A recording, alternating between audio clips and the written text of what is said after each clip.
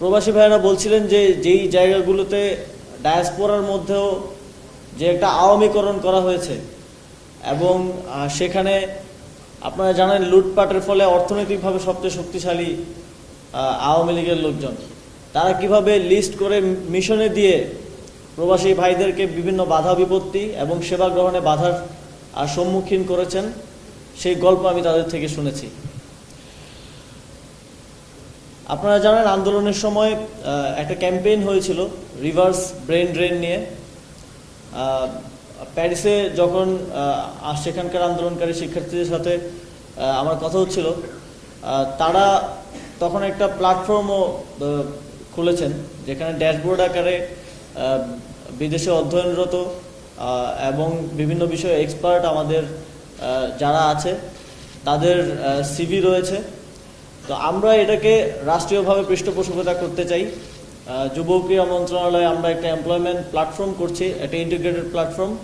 সেখানে আমরা reverse brain ড্রেনের যে আইডিয়াটা এটাকে ইন্টিগ্রেটেড করব এবং সেখানে আমাদের প্রবাসী যারা বাংলাদেশে ফিরে আসতে চান, কাজ করতে চান এবং যারা বিভিন্ন দেশে পড়াশোনা করছেন কিংবা কাজ করছেন তাদের সিভিগুলো থাকবে। এবং আমরা আহ্বান করব যে বাংলাদেশের বিভিন্ন কর্পোরেট প্রতিষ্ঠান বিভিন্ন কাজের জন্য দেশের বাইরে থেকে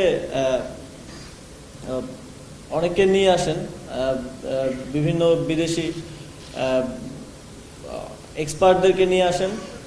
তো তাদের প্রতি আমাদের আহ্বান থাকবে, আপনারা আমাদের দেশের যারা বাইরে পড়াশোনা করে এক্সপার্ট হয়েছেন এবং তারাও অন্যদের থেকে কোনোভাবেই কম নয়, তাদেরকে আপনারা সেখানে হায়ার করতে পারেন।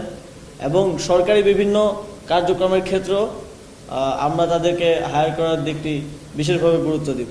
প্রবাসীদের ভোটাধিকার নিশ্চিতের জন্য একটি সুস্পষ্ট এবং বাস্তবায়নের একটা সুন্দর রূপরেখা যেন তারা সরকার এবং নির্বাচন কমিশনকে প্রদান করে। আমরা চাই